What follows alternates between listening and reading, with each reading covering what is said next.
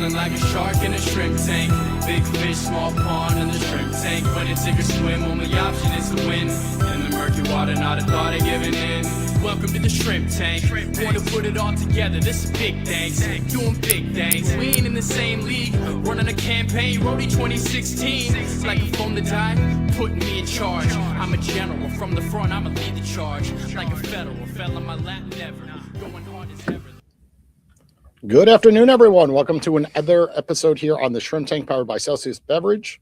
We now have over 350 episodes up on our website, shrimptankpodcast.com. So, of course, check the past episodes and reach out to our guests. If it's on Instagram, if it's on LinkedIn or Owl, right? Where can you get access to this many amazing entrepreneurs locally from South Florida? So every week we get to interview the best and brightest entrepreneurs from South Florida. So, Kevin, without further ado, do us the honors talking about today's guest. Yeah, absolutely. Mike, welcome to the show today, and I'm going to let you introduce yourself. One of the things we try to instill in our students is the ability to give a quick and dynamic elevator pitch. So I want you to start off the show with your elevator pitch. Well, thanks, Kevin. Thanks, Jason. Mike Liebelson, you may know I'm running for mayor, Mike for Boca.com, but that's not who I am. I'm a very successful businessman, entrepreneur. My career has been a pinball machine, and we're going to talk more about that. There was no planning in my career, but I turned out to be fairly successful and ranged all the way from building a very successful, founding and building very successful independent power company, working hands-on in refineries, doing venture investment in various types of companies, alternative protein, as well as energy companies as well. I've got a Bachelor of Science in Chemical Engineering from UC Berkeley. I've got an MBA in Finance from Wharton, and I think the elevator just went to ground. So yeah, I was going to say, it goes up, it goes down, it goes up, it goes down. Yeah, that building was getting pretty tall, but nice job. Well, welcome to the Shrimp Tank, Mike. Why don't you start early days? How did you start off your career? That's a fairly impressive academic background. Well, again, let's talk about the pinball machine. So chemical engineering, UC Berkeley. How did I get into that? Well, like most at that time, good young Jewish boys, I wanted to be a doctor. And I'd never taken organic chemistry. And I went 2 quarters of organic chemistry and I got a B. And back then, if you didn't get an A in organic, you were not going to be a doctor. And I said, okay, what else can I major in? And it was chemical engineering. So that's how I got into it. It was really fun. The biggest takeaway for me was the ability I had as a co-op student to work hands-on in refineries as a mechanic, as an operator, not as an engineer, because that gave me the connection with all kinds of people, not just the higher level people. Let's go back the year you graduated college. Looking at your career now, you said a pinball machine. We have 40 students sitting in the audience today. What would you say? What would you have focused on back then, that first year? Right? So many entrepreneurs fail.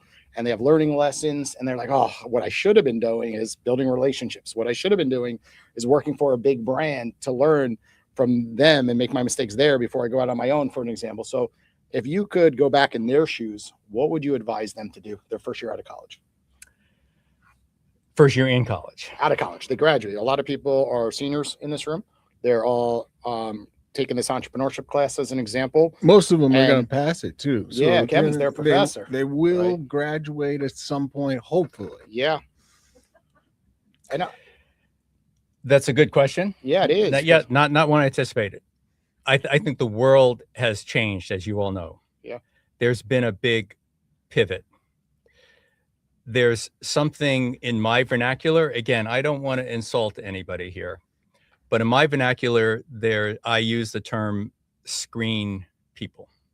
So people who think that by looking at their computer, looking at their screen, that they are going to create value. Now, there was a period of time where that was true. It certainly was true when I graduated out of Wharton and out of business school, because who could do the best PowerPoint presentation? Who could be the best Excel sheet jockey?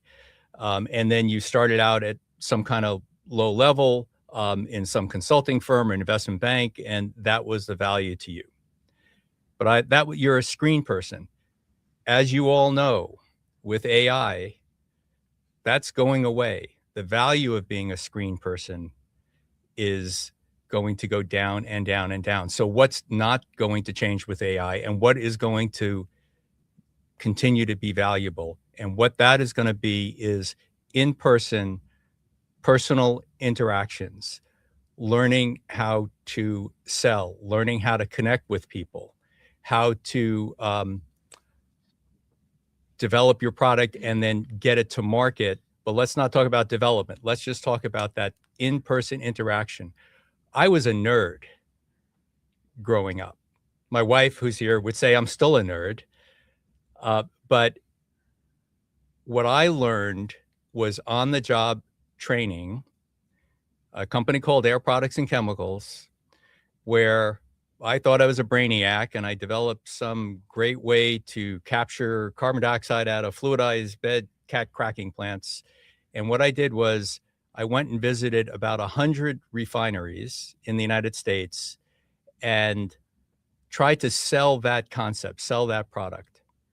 And I started out, I didn't connect with people, but I learned how to sell. So even if you now are an introverted type of person, you haven't gone out in the world and connected with folks one-on-one, I would say that's the skill that you have to develop with the new AI world that we're up against. I really like that because it's all about relationships, and relationships aren't going away, right? As technology changes, how important it is to be able to pick up the phone and be able to call someone and they'll actually answer, right? These days, everything goes to a text message, but even text messages being responded to.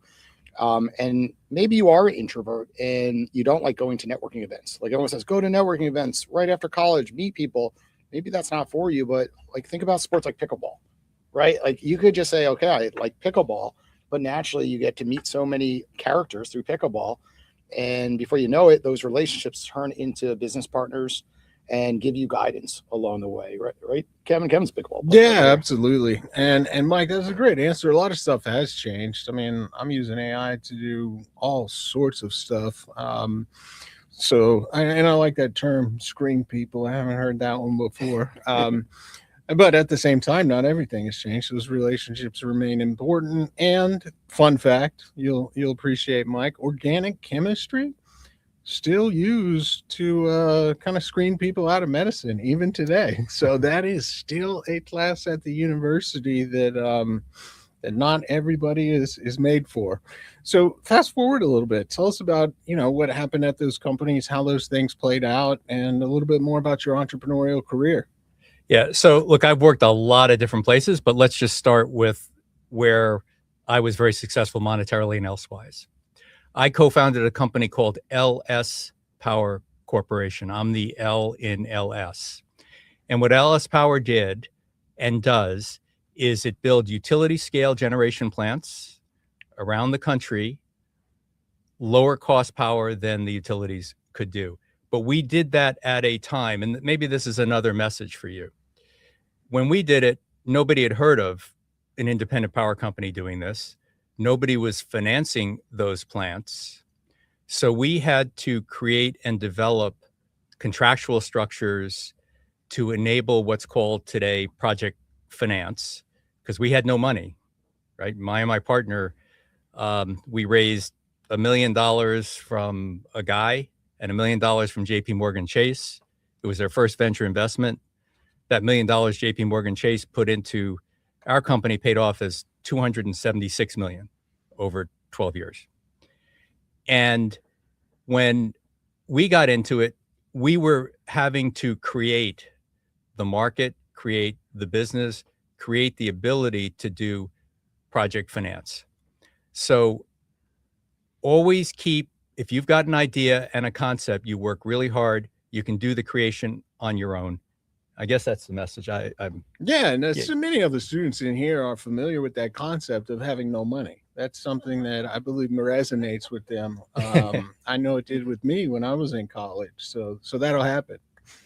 In debt, not even no money. Reverse, right? Lots of people have big college loans to pay off, and You know, they take a lot of courses and they have to work their way through paying off the debt, but also, you know, expenses of living down here in South Florida. Talk about those 12 years for a moment. You know, what was the hardest thing running that business through that 12-year period? And did you go public, for example? Like, kind of give us stages. When you say 276 million, I have a feeling a lot happened there. Yeah. So I actually ran, LS Power was a deal business. So we didn't have many employees. We had like 12 to start. And I ran it out of, believe it or not, Montana before anybody knew Montana existed. It was outside of Bozeman, Montana before anybody knew what Bozeman was. But I liked it there because I was mountain biking, I was skiing, I was, you know, hunting in like my very little spare time that I had. And we had to go through 50 projects, 50 deals we thought were almost going to close before we found the 2 that closed. And I remember we were just getting to the last one. I said, geez, if this doesn't work, there's no way I've got a job here and I'm going to have to move my family. And that was the biggest risk. I was a little panicky. You know, you got to control your emotions, right? Because you're at that thing, you got no money, you know, you've already had 50 rejections and you get very panicky. Like, what am I going to do next? And you got to stay calm through that thing. I guess I learned it's a lot calmer when you got the money in the bank. We didn't have the money in the bank back then. And it's common with entrepreneurs, right? And I have a quote up on my wall, the shrimp tank wall. First shrimp tank was at my local office here in Boca Raton, and someone wrote on the wall, it only takes one yes, right? Because so often we get 100 no's, and often you could be so close to failure, but that one yes comes in and changes the whole trajectory of the brand. Now, fast forward to like the 12th year. Tell us about the exit, and where was the company privately held? Was it publicly held, for example? But towards the exit side of that, kind of tell us what took place. Yeah, I'll tell you the biggest mistake I made in my life too. Sure. But without the mistake, I wouldn't have met my wife. So we'll talk about that. But basically, look, we had a different model. Okay, then I know you guys are in the tech world and all this kind of thing, and you know, apps and products and TikTok and so forth. But we were building hard assets. So our model was we would develop, and develop means we would put in place gas contracts, power purchase agreements, get our permits in place, get our transmission lines in place, get our EPC construction contracts in place, all with different credit-worthy people because we didn't have any money. And then we had that package of contracts. We could go out and get investment grade bonds and equity to finance those projects. And the time to monetize them, believe it or not, was not when they went into operation, right? So it might take us 2 years to develop this thing, and then it would start construction, and then it might be a 3 or 4 year construction period. But the time where it was really valuable was at the start of construction. So what we did is we assembled a bunch of these projects that we had in areas of the country, and they're all in start construction or a little ways in, and then we sold them. We brought a bunch of money in. First, we sold them to a company called Cogentrix, and then we started again, and we built them all up again, and we sold them to a company called NRG Energy. So those were our exits, right? And the exits were not selling companies, it was selling assets. And to be honest, we made so much money back then, and I was in Montana, I didn't spend much money, and I was getting bored and, you know, went to do some other things. I actually went into being a CEO of a biotech company to do stabilized biopeptides. But I went to my partner and I said, I got enough. I'm going to step back from this business. You keep going. Well, lo and behold, my partner and his family in LS Power is really worth a lot more money that I would ever have imagined. And if I had stayed in it, you know, as 50-50 partner, I would still be there. But then I wouldn't be having as much fun. And, you know, I wouldn't, again, have met my wife. Well, I think that's great. And I think it's pretty rare. I've met a lot of entrepreneurs, obviously doing the show, if nothing else, but also in the community and elsewhere who, you know, look back on their career and have kind of the opposite. You know, they wish they may end up with more money than they need, but, you know, they missed out on a lot of things along the way because they stayed really on that grind, to getting to the next level. And then it was like, well, let's go to the next level and the next level, when, you know, initially they had planned to get to just really that initial level and change their mind, and they keep going. So good for you. I wanted to ask you about after that. You mentioned you got into a little bit of venture investing. That's always a fun space. Fun fact, just yesterday I was at the Florida Venture Forum Venture Capital Conference down at Coral Gables, which brings together all the different investors from across Florida. Great event. It was packed. So VCs, angels. What type of stuff did you invest in? Yeah, I'm just gonna give you a bit of a segue here, which was, you know, after this thing, and I made all this money. I took like 5 or 6 years off, and you know, my wife said, you know, you got to go back to work. So I actually worked for 2 big corporations in the C-suite, a company, Energy in the energy field, and then Foster Wheeler Corporation was a big engineer construction company. We're in Geneva, Switzerland. And boy, if you're an entrepreneur and you do not like control from the top, you do not want to work in a big public company. That didn't work so well with my personality. I'm just too much of a rebel to deal with that, and that's what happened with me. Now, in terms of venture investing, I have a different way of doing it. This whole thing with funds and fund fees, we can talk about that. It's just a big ripoff, right? I would not recommend investing in a venture fund. I wouldn't even recommend investing in a private equity fund. There's just too much fees, too much ripoff. You don't know what's going on. My method of venture investing is start out with young entrepreneurs. And I can give you a couple examples. I did that with, you know, we can see if we want to expand it to that. And I totally learned that business, and I might participate in there with them. I might be a manager or, you know, CEO or you know, on the board. I don't like board seats. So, but I'm in there working with them. And then when I really know the business, then I invest, but then I invest alongside the institutional capital that's doing institutional due diligence. And since I'm on the inside, I really know that the people that are running this thing are people I trust, and I can go along with them. So I've got a couple of examples of that.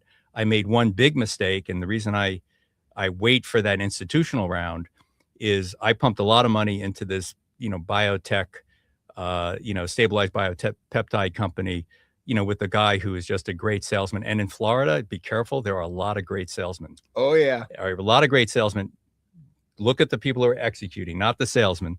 I made that mistake once, and I'll never make it again. So that's how I do my venture investing. Good. Well, that answers my next question, because there's always one of those when you get into venture, no matter how you slice it. But that's a smart approach. It's kind of like a follow-on funder, letting the primary or lead investor go through all the due diligence, the data room, the documents, and verifying the things you think you're pretty sure about that you've seen hands-on. So that's an interesting approach. I know a couple of people who do it that way, and it seems like it tends to work out pretty well comparatively, rather than the spray and pray approach, which is they just kind of invest in a lot of different things and hope a few of them works out. And, you know, some funds get away with that, though. It's not that efficient from a capital perspective. And you're absolutely right about those fees. They can be problematic. Yeah, but that spray and pray, I think, is a ridiculous model, because these guys don't even know what they're investing in. Yeah. It worked in the tech space because, you know, the overall wave of the tech space was so huge. Yep. But when they tried to do it, Kleiner Perkins, I spent a lot of time with in the energy space, and they did that same spray and pray approach. But Sure. It's a big failure. Yeah, well, they're distinctive, and those things can't scale the same way that tech can, because of the nature of software and cloud-based and a global market immediately, right? The World Wide Web, that's why they call it that. And like, if you have to build things and make things, you can't really scale that fast. Right. Okay, Mike, let's talk about this billboard behind me and this postcard. Yeah, Mike, I mean, Mike for mayor. So yeah, so you don't need to do this. So tell us why we're going down this route, of course. Yeah, let me add Here's in your there. life. I mean, you've got it made, right? You tried the corporate, you're a successful entrepreneur, made some investments, so you're successful, you're retired, you're living the deep dream down in Boca. Why get into this? Tell us. Yeah. So I was asked to this as a condo meet the mic thing, and he said, guy said, I'm a psychologist. Like, why are you doing this? And I said, okay, well, you got to get into my psychology a little bit. And fortunately or unfortunately, when I see people being wronged, and or the people being wronged and taken advantage of, and if I have the ability to step in and fix it and work for them, I do it. It may be not smart, from a career perspective, whatever. At this point, it doesn't matter, for me from a career. And that's why I'm here for mayor. I mean, basically, we've had a city council. You guys would probably be amazed. There's probably $1 million of big developer money from Miami and West Palm Beach that has put into the campaign coffers of our city council here. And they work for the big developers. They are not working for the people. I know that sounds harsh, but I've sat in every city council hearing since early September, and they're excruciating. They're 6 hours sometimes at a time. But that's what they're doing. They're spending 80-90% of their time on approving exceptions, variances, build taller buildings, cut down the banyan trees on one of these things. Do whatever you want, whatever it takes to approve all this excess development without having the infrastructure first, right? We're not I'm a business person. I'm not anti-development, right? But you got to have the infrastructure first. Yeah, I was going to say, don't we kind of need more housing? We need more housing. We need lower cost housing. We need better student housing, but we have to have the infrastructure to handle it, right? So if you approve all this without getting the roads and the water and sewer and stuff in first, and making sure that's there, and negotiating, essentially is your city council and your city government negotiating on behalf of the people, or are they rolling over and giving the developer what they want? So that's what we're talking about here. Interesting. And I'm sure the students are glad to hear you say student housing. That has been a constant challenge around the university. Yeah, I mean, I get lots of calls. My most interesting call was really from one of you FAU students, and she said, "Hey, for me to live, I've got to live all the way out in Boca West or something, but I've got a job on campus, and there's only one bus a day, and so for me to take that bus, I miss my job, or I got to take it later. It was a big mess for her. I do not understand why we don't solve that issue, right? For kids, for FAU kids.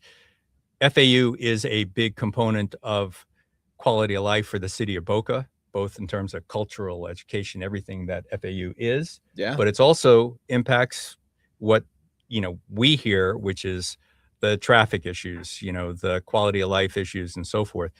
I think there's a fix the city working together with FAU on this stuff. Yeah, I think that'd be great. Talk from the perspective of being an entrepreneur and now just the political world. What's been the hardest thing to overcome so far? Oh yeah, well that's and we talk about that a lot. I mean, I'm used in my business world, like if someone talks to you, I'm not talking about salespeople. I'm talking about my business associates. They talk to you. You can trust what they say. They're you have a faith of what they say. This political world, it's two-faced, right? You can't trust anybody. I've never seen anything like it. It's vicious. I guess it's people that have learned to be this Machiavellian way about them, and it's just not my nature. But to me, it's just something you learn, and you got to roll with it. Are you allowed to tell us the most vicious story that has occurred to you so far, or just kind of curious? Like, we see people really stab people in the back in business, and then of course in politics. So if you can share an example without going too detailed, if you're allowed to say. Yeah, I'll tell two examples. I'm not going to name names, but Sure. There's one guy who's, I'm a Republican. There's a guy who's Republican, guy here, and the Republican rules are, hey, if you've got Republican candidate, you got another Republican candidate, you can't like pick and choose between them. And we have a nice conversation, all this, and then on social media, he's just viciously tearing into my wife, and then he's viciously tearing into me. So like, what's that all about? You can talk to him, but that's who he is. Another one, you know, again, young kid, probably in his 20s. You know, we're talking, he's my campaign advisor. He's telling me what I should be doing and all this and all this. And, you know, I'm giving him information. He's giving me information. And all along, he's working for Andy Thompson, who I'm running against. Wow. You know, that's what it is. And now what we got, the other vicious things That's I got nuts. now. Okay, look, I don't mean to keep talking. No, it's a great. Okay, so the It's way, important for everyone to know, because so often, like, go you ahead. know, you're an entrepreneur and then you switch over and you think it's, oh, entrepreneurship can be ruthless, right? And difficult in hard times, but this is next level when people are going after your spouse and you're like, you think there's a line in the sand people do not cross when it comes to family, but they cross right on over it. And they stir it up, of course. So Oh, they do. it's They important do. to know. Yeah. And just like what we're dealing with now is, I don't know if you know how these campaigns are financed. You think that we have campaign finance limits. There's two things. There's your campaign. You know, people can give up to $1,000 a person. That's a lot of money, but Yeah. you know, this is a big campaign. And that gets reported, even now, it's get reported every week. But then there's something called a political committee, a PAC. Okay. These PACs are funded by all the big developers, and there are PACs on PACs on PACs.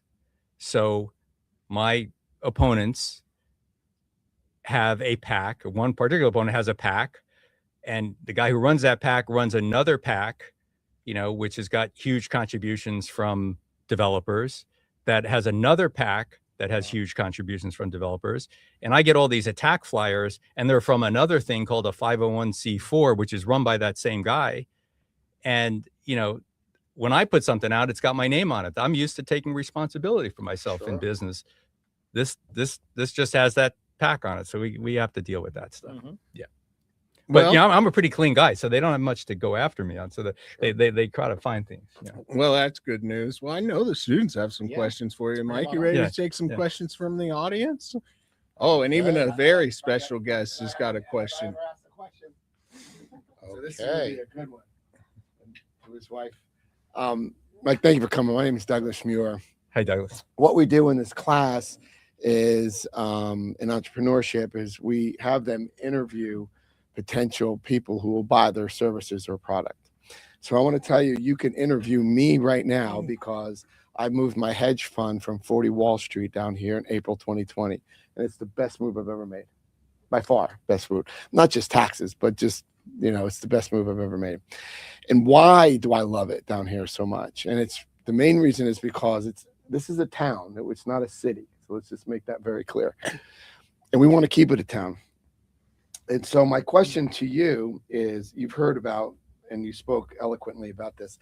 And if you hit this right, I will make my commitment right now that I will give him $1,000 because Never your seen this in the opponents shrimp did not hit this right. I just want shrimp. I'll throw in the basket of shrimp. Dr. Cox lets me sit in his class and kind of help him out for a little bit. But my question to you is, sir, have you seen these signs around? Boca. Oh yeah, of course. Say Boca. And I have to agree with you on the infrastructure.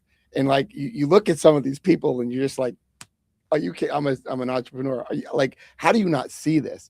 Do we need more housing in East Boca? No, we don't need more housing in East Boca. You got plenty 2 miles away, 3 miles away in West Boca. Right now I have to say hi, Jenny. She's in Istanbul, my fiance. She's in Istanbul watching, and she gave me like 9 million questions to ask you, and I won't laugh. But we'd like to know before we vote, and we're both Republicans, what are your thoughts on this growth, this green sign? Oh, okay. So look, I'm 100% with Save Boca. You know, I've signed all the petitions. You hit that one right. Okay, let me explain to you what Save Boca is. Yeah. It's a simple concept. Save Boca was put in place with 10,000 signatures, 12,000 signatures. And I was one of of the people here. signatures too. It's this over here. Have you seen these around town? Okay, the simple thing about Save Boca was, if the city is going to sell or lease public land, it should go back to the voters for a vote. That's all that Yep. Save Boca started out to be. It actually got that particular charter amendment initiative on the ballot in January. There was a lawsuit. It was pulled back. They found a friendlier judge who actually knocked it off the ballot. Can you believe that? A judge said 10,000, 12,000 people are wrong. I'm going to take this off the ballot. So that just tells you that this developer controlled, I better not say anything about judges. So I'm going to stop right there. But that's all it was. Now, Save Boca actually now has a bigger meeting in the city of Boca Raton.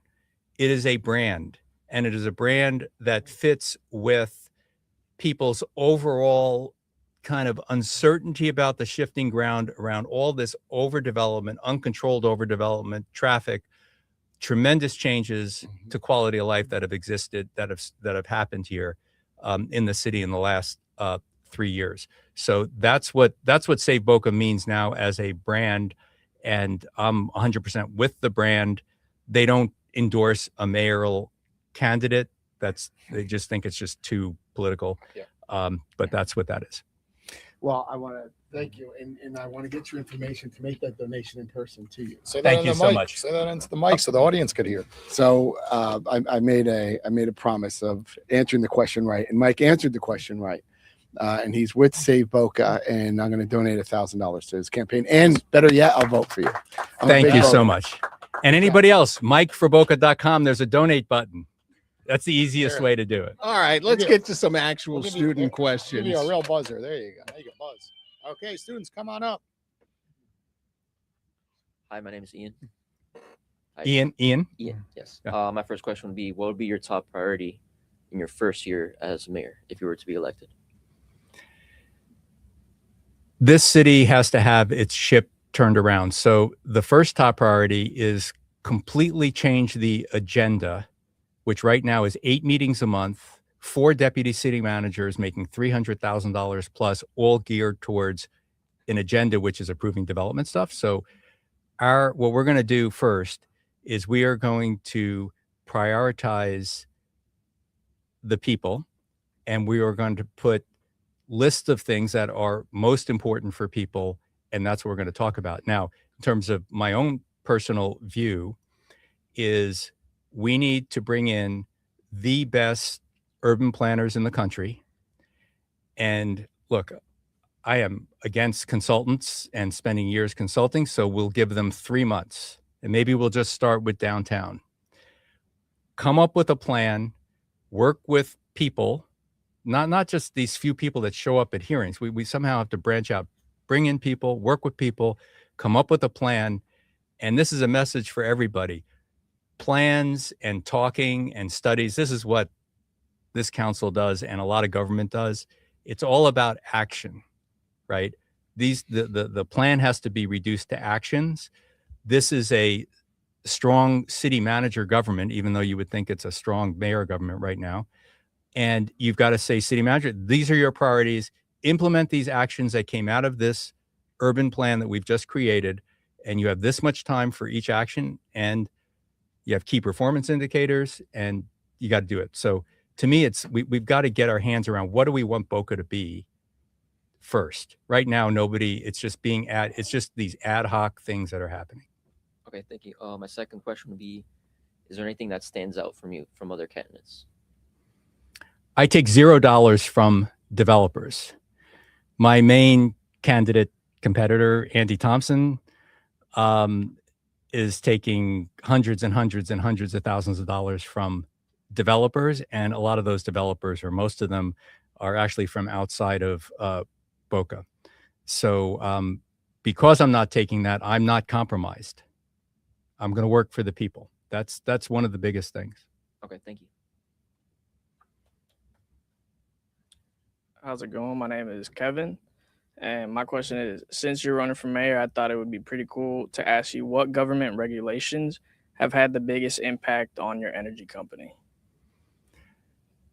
Well, I never did business on my energy company in Florida. I'm not really have an energy company, but I'm going to talk about generally government regulations. Okay, if you don't mind. Yeah, of course.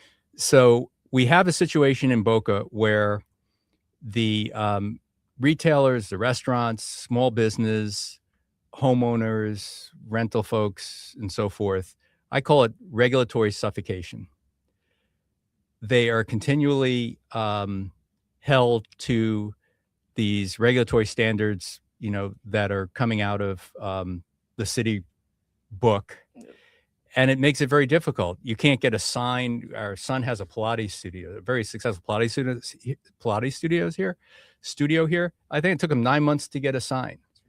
I got a restaurant owner, long-term restaurant owner here, and he's, he said, I can't open my new deli because I've got an ADA requirement on the bathroom, which isn't going to be used by customers, and it's costing me like $100,000. So we've got this kind of regulatory suffocation for the little guy, but for the big developers, they don't even use inspectors from the city.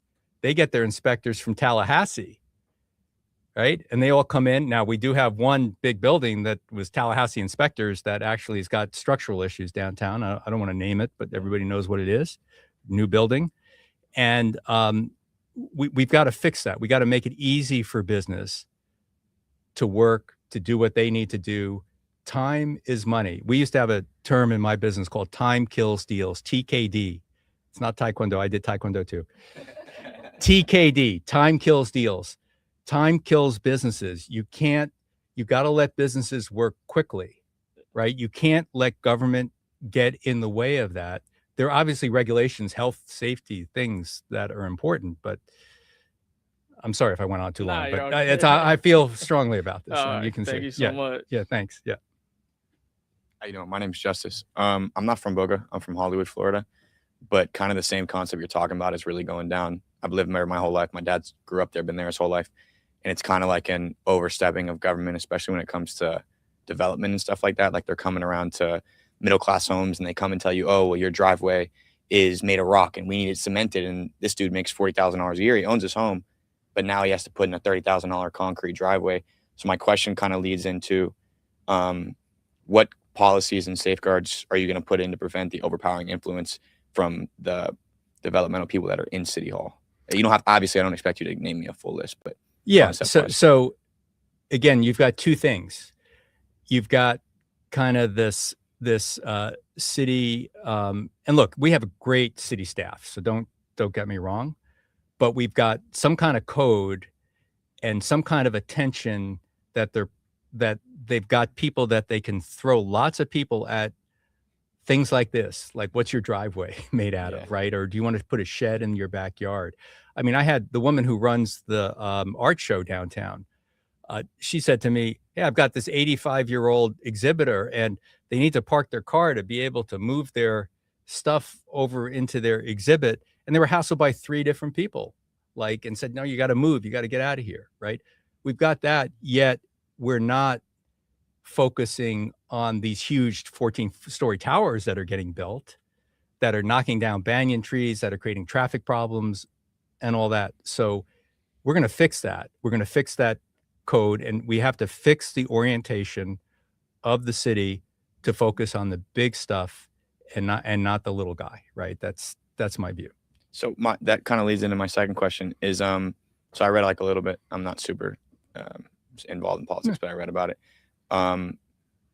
It mentioned that you didn't really have a past in politics in the local government. How do you intend to kind of overpass that, the lack of networking ability, not ability, because I'm not just discrediting your ability, but your lack of connections within the political department? Because there's people who have been here for, decades who are so tied in, they can kind of over push past things, exactly like you're saying with the donations and everything. How do you plan to kind of push past that sort of that gap? That's thanks for asking that. That's the rookie argument. I'm a rookie. I'm not grabbing on you, by the way. Just I'm just telling you what I'm called. I'm a rookie. I don't have any experience, but somebody else has been here 8 years on the city council. Well, look what they've done, right? I mean, you got to look what they've done. To me, I'm going to get in trouble with, because I'm not a politician. To me, this is child's play. If you look at the organizations I stepped into, NRG Energy, Foster Wheeler, other big organizations that were in much, they were turnaround situations, right? Where the ship was going in the total wrong direction. Yeah. And I had to go in and lead that and create teams and so forth. And I was coming in not knowing anybody. I mean, this is simple. Okay. I mean, I got to learn some specifics, some government specifics, but to me, this is a simple task compared to what I've had in my career. I'll That's bring a it great back answer. to the Thank earlier you. part. It's the pinball machine, right? So when you're a CEO, an entrepreneur, you put out fires quickly, and it's a people business. So it goes back to your original answer that it's all about the people. And when we interview, me and Kevin, hundreds of people on this show, the most successful people know how to handle people. And that was your original answer. So I'll go right back to that. Thanks for Yeah. putting it back in terms that everybody can understand. Thank you so much, Jason. Absolutely. What's going on? My name is Kevin, and my question for you is more so like, say you were elected, what kind of effects would like me, just as like a regular Boca resident, kind of feel? Like, what changes would you make that like would affect me personally, as just like a normal resident? Okay, so I mean, you have to tell me a little bit more about what you mean by a regular Boca resident. I mean, do you live in apartment? Do you live in a home? I mean, are you in West Boca, East Boca? Yeah, I mean, I'm like right in the middle of Boca, and I mean, I'm from Boca, so my family lives here. So I kind of grew up here. I was just kind of like wondering, what things would you do that would kind of affect me personally as like a regular Boca resident that lives not in East Boca, but not really in West Boca. So kind of like, I guess you could Do you say. live with your parents, or you Yeah, are on I your live own? with my parents. Right Yeah, now. because this also comes to like leaving the house, and then all of a sudden you can't afford Boca anymore. So I think it relates. I'm in the finance world, so Yeah, I see that this kind all of- the time, where all of a sudden the town you love you can't live in, right? Because sometimes the cost is too high. You see these Yeah. beautiful condos in East Boca, and you can't wait to move out. And I did this when I lived in New York, right? I was from Port Washington, New York. And then you want to move to the city, and it's so expensive. So a lot of that is happening in Boca. So it's a great question. College grads, they're living at home with mom and dad, and then all of a sudden the real world kicks in. They get a job, and I think that's what your question is. Yeah, that's kind of what I was trying to lead relating to. to how will it impact your life in Yeah. the next 5 years. Okay, so yeah, I mean, affordability, how do young families move into housing that works for them and so forth. We have had in the city of Boca an 80% increase in property taxes in the last 5 years. Okay, so you'll hear my opponents say, oh, I cut taxes, I keep taxes low. They're talking about tax rate. Your property taxes are your tax rate times your appraised value. So that number has gone up by 80% in the last 5 years. How does that affect you as a young Boca resident? People who have homesteaded homes, probably like your parents, they're capped at 3% per year, their property tax going up. So that 80% isn't hitting them. Where is it going? If you have a rental, if you're renting, 20 or 30% of your rent right now is going to property tax. It's a huge number. It's getting bigger. It's gotten way bigger over the last 5 years. You may not know it. You got a rent increase. You didn't know why you had a rent increase. It's due to that property taxes. Those property taxes are driving out our small business, our services, our restaurants, our hardware stores, and everything, because they're all in triple net leases. And you know, you wouldn't hear that from this council because they say, "Oh, we're the lowest tax rate in the state." You know, Yeah. But that's not the issue. So I'm going to cut. One of two things is going to happen. There are a bunch of bills right now at the state legislature to cut property taxes. If they don't cut property taxes, I'm going to cut property taxes, so that will have a direct relation in terms of lower rental costs. If you're looking to buy a home, the problem that young families have is they're like, okay, they've been in an apartment, you know, they got their third kid or what have you. This is people actually come up to me, you know, but when I go to buy that home, this is somebody who is homesteaded, but all of a sudden it's, you know, about $1 million, $1.5 million, it's $20,000 a year in property tax, right? So they can't take that on top of the mortgage rate and the insurance. So we've got to do something. We have to say, what can we do in the city to help affordability? The best thing we can do is deal with this property tax situation. All right, thank you. Okay, Mike. Fortunately, students have to go to their next class. So can you wrap us up with, if our audience is listening, how can they get in touch with you? Yeah, so my email address is mike@mikeforboca.com. I answer all my emails. My phone number, which I answer all the time, is 561-884-4952. Thanks for joining us here on the Shrimp Tank, and everybody listening. We'll be back next Wednesday at 1 o'clock. Take care.